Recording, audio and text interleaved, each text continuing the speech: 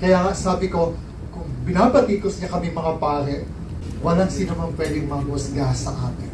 Please be seated. Just a short message lang po before I give the final blessing. This is just actually while along the way, kanina po nung sinundakan ni Miss Penny from San Agustin, nagkwentuhan po kaming dalawa. Unknown to many, in 2016, before filing of COC, ni President Duterte, he stopped with us. No media, no cameras. He went to the Adoration Chapel of San Agustin at the back, and he prayed silently, and he stayed with us bago siya dumiretso sa Comelec. And in fact, ang isa sa pinaka-encounter ko sa kanya, kasi po kami naghahanda ng mga pagkain for feeding sa mga homeless daily. So habang kami nagluluto at naghahanda ng mga pack meals for the lunch, he joined us at nakikain pa siya sa amin ng lumpia. So that was moments before he filed his COC, he stayed with us in San Agustin. At hindi lamang po yun, maraming beses na siyang bumalik sa San Agustin Church. And he prayed, no camera, no PSG, and usually dalawang sasakyan na yan kung pumunta o pumasok sa San Agustin. And he went at the back, kasi Adoration Chapel namin, if you are familiar in Intramuros, sa likod ng San Agustin, sa may Starbucks or NCCA, nandun yung gate ng Adoration Chapel. He stayed there, and he prayed. Kaya nga sabi ko, kung binabatikos niya kami mga pare, ako alam ko kung ano nasa kanya. Kasi at the end of the day, we do not know kung ano ang nasa puso ng bawat isa sa atin. It's only between our God and our heart. Yun lang po na ano natin. Walang sino man pwedeng manghusga sa atin. At nakita ko po sa kanya how he prayed. Kasi unlike sa iba, kapag nakaluhod may camera. Siya po, many times, he visited the San Agustin Adoration Chapel.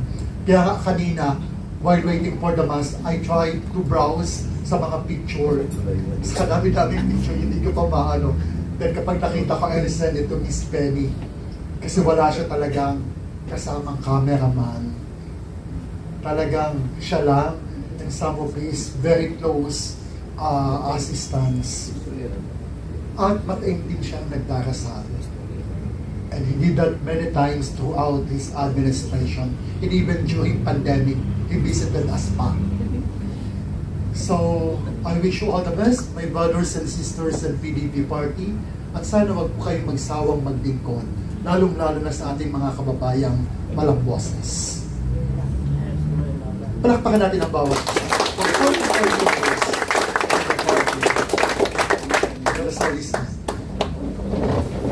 The Lord be with you, and may Almighty God bless you all, the Father, the Son, and the Holy Spirit. Go in peace, glorifying the Lord by your life. Thanks to God.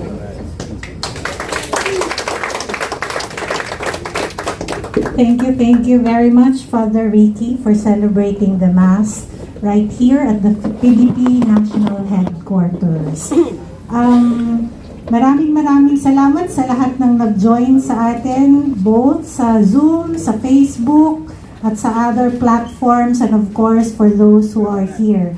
Binabalik ko lang po na this is just the kick-off event for our month-long celebration of the PDP 44th anniversary. Iikot po tayo sa iba't ibang bahagi ng bansa para sa ating selebrasyon, at lahat ng ating mga chapters and regional councils ay bibisitahin nga din po natin for different events and meaningful celebration of the 44 years of PDP. Talagang ito, idol ko to. Mula pa nung nasa Davao City pa siya hanggang sa naging BBM Secretary siya. Alam nyo, ang sikreto, lagi natin sinasabi kung bakit naging effective si Tatay Digong, because of his economic team. And this person made sure na hindi pumipirma ang ating Pangulong Duterte ng blanco. Diba? Huwag ninyong basta-bastahin ang 17 trillion na utang natin, dahil tayo, bawat isa sa atin, ang utang na yon, di ba? Tayo yung nagbabayad na yon. Kung si Tatay Digong pa, utang ina nyo. Nandito po to give the closing remarks, pero meron pa tayong announcements after his message. Please welcome, of course, our very own beloved and brilliant lawyer, Attorney Wendell Avisado, the PDP Secretary General. Magandang gabi po sa ating lahat. Magkahalong tuwa at lungkot ang ating nadarama. Sana po kasama natin ang ating pinamamahal na dating Pangulo. At kung siya ang masusunod at lagi naman namin sinusunod, tawag namin sa kanya yung Mayor Rudy, ay subalit andun pa po siya. At manalangin tayo na patuloy siya magkaroon ng magandang kalusugan. At sa kauli-ulihan, ang tunay na hustisya ang kanyang makamtan. May halong tuwa dahil inabot na rin natin ang ika-44 na anibersaryo ng pagkakatatag ng PDP Laban.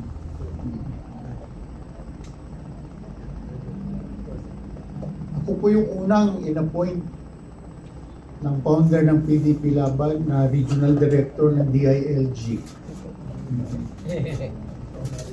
Pinakabata. 33 years old lang ako noon. At si Kanene, sobrang napaka-simpleng tao. At tunay naman na inidolo siya ni Mayor Rudy. Kaya nga nung sabi nga sa akin, Tol, wala naman tayo partido. Kaya at that time, nilabanan naman siya nung kanyang in-appoint na city administrator, ginawa niyang vice mayor, ginawa niyang mayor. E di, punta tayo kay Sir Nene. Sige, punta kami. Kaya simula noon, nung naging membro siya ng PDP Laban, pagpahanggang ngayon, hindi niya talaga tatalikuran ang PDP Laban. Kaya ang kanyang instruction sa amin ay wag pabayaan ang PDP Laban. Diyan si Regional President Mani. Sama-sama namin yun. Noon pa hanggang ngayon. At nasabi na po lahat. Ang atin lamang ay patuloy tayong manalangin at manalig sa Panginoon. In the book of Proverbs in chapter 3 verses 5 and 6, it says, and I quote, trust in the Lord with all your heart and lean not unto your own understanding. In all your ways acknowledge Him and He will direct your path. May pag-asa po. Umasa tayo. Umasa tayo sa tamang panahon. Makamit natin ang tunay na kaligayahan at kasaganaan ng sambayanang Pilipino. At sana po sa pag-uwi natin, makarating tayo na matiwasay at malayo sa anumang uri ng panganib at kapahamakan. Pag-ingat po tayo. At idalangin din natin ang ating mga mahal sa buhay. Nakikisa tayo sa pamilyang Duterte sa pagpanaw ng kanilang pinakabunsong kapatid na si Benjamin Bong Duterte. Andito si Ma'am Pema at lahat ng mga tao sa Davao ay nakikidalamhati sa pagpanaw ni Brad ko sa mason yun.